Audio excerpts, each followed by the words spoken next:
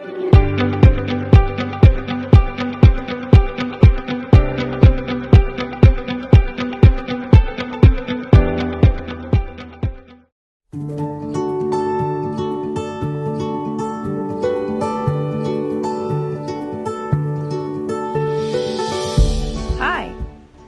I'm Leah, and welcome to Steadfast. Recently, in an episode earlier, we had talked about vincas and how the mother plant had died, and later some offspring started popping up everywhere. And so I had transplanted a lot of those, and but there's a couple more that I haven't transplanted. And you know, when I was thinking about the idea of transplanting, if you think about the vincas down here, let me show you. So they are, when they fell, there used to be a pot here that had them in it, and when they fell, the offspring or the seeds or whatever it was, when they fell and started growing in this pot, you know, they found dirt and they're doing very well, but they are going to need much more space than what's here. Now they don't know that. They're just planted somewhere that they think is the very best for them, and they're growing and they're doing their thing. But as a gardener back here, I'm thinking, you know what? I know that they're going to need space that's much greater than this, and I also know that they're taking out of the soil. This is a desert rose here. It's got a bunch of blooms and stuff. It'll bloom soon. But they're taking the nutrients and the water out of the soil that is needed for the desert rose. So as a gardener, I know that I need to transplant these vincas somewhere else for the good of both of these plants. So that's what we're going to do today. So basically, I'll just, under each plant, I'll just kind of dig until I get the whole plant to move, and then I know I'm below its deepest root. And then I'll kind of just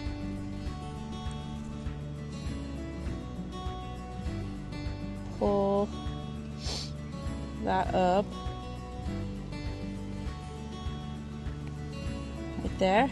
So we got a nice root, and so we'll go ahead and take this over to the other side.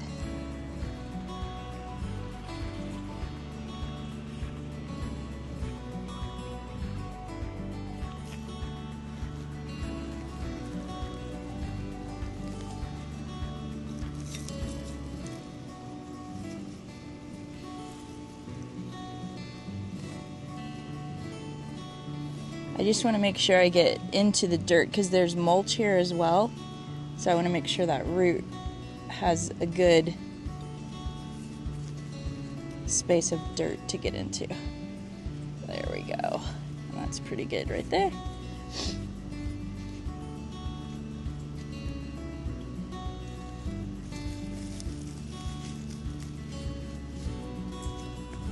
All right, so that one's transplanted. Now we'll do the rest.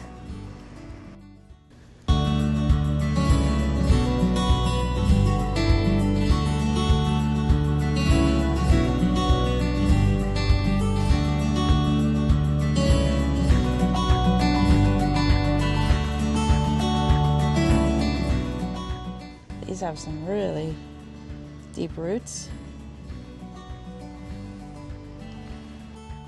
So this group right here, 1, 2, 3, 4, 5, 6, they were all kind of tangled together in the desert rose pot. So I dug one hole and I just laid them on the side so they would be, all their roots would be just about under the ground and their stems would be above the ground.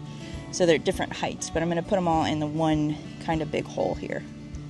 And then I'll just fill in the dirt. Try not to let any of them get too low, like this one's a super little baby.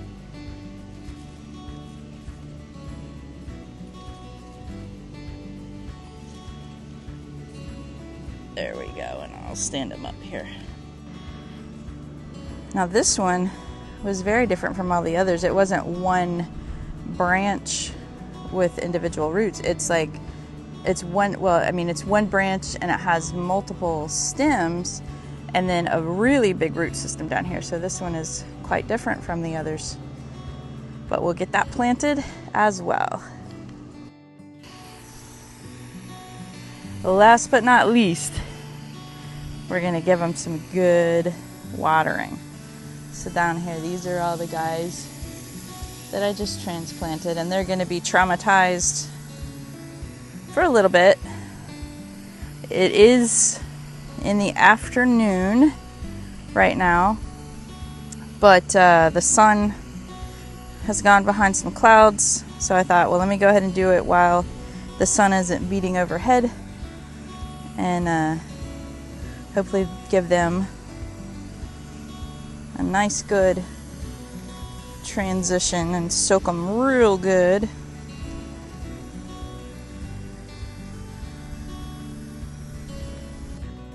All right, so I've given them a good watering, and there they are. We'll see what happens. I don't expect all of them to survive, but I expect most of them to survive. I am going to water them again today, unless we get rain, then I won't, but because I do think the sun will come back out, and it's going to make it a little rough for them this afternoon, but a couple hours of the hard sun, they should be okay, even transplanted. They're going to be wilty the next few days, but other than that, the ones that make it are going to make it, and they'll end up being like this. I mean, these guys, when I first transplanted them, were all wilty and not happy, and they're just beautiful now. So, yep, we'll see what happens. So, as I was thinking, earlier when we talked about the plants being in the desert rose pot, and sometimes I feel like we can think, hey, we finally got a spot that we're comfortable in life, or things are moving forward, or we feel like we're flourishing, and then everything gets turned upside down. Like, imagine how those plants and the roots are feeling about being dug up and put somewhere else that they didn't choose. They didn't know it was coming. They had no idea I was going to come out here and do this, and they're completely at my mercy to do that. Well, similarly, we are completely at the Lord's mercy. He's going to do what he's going to do, and our lives are something that we can't predict. We can't. And good things are going to happen, great things are going to happen, and then hard things are going to happen, painful things are going to happen.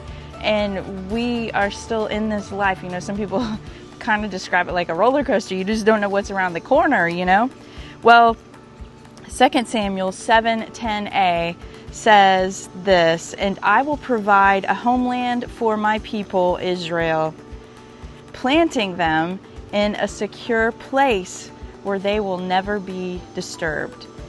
And if you think about that, that's the heart of our Father. We think, oh, we're being turned upside down and are yanked out by the roots. Can I take any more? That might be how we feel. But in reality, he is our sovereign, kind, loving Father, and he may just be planting us somewhere that's better for us. We don't feel it. These plants behind me, they're going to be suffering for the next few days, and they're going to feel like their lives are over. But then things are going to start to change, and they're going to start to, settle in, and their roots are going to go down deeper into the new dirt, and they're going to find that they have more room to grow and more room to be who they're supposed to be. And who knows? Maybe that's you. Maybe that's me. Maybe God is just moving us to that place where he wants us to be more who we're supposed to be, who he made us to be. So I hope you find that encouraging today, and remember to remain steadfast.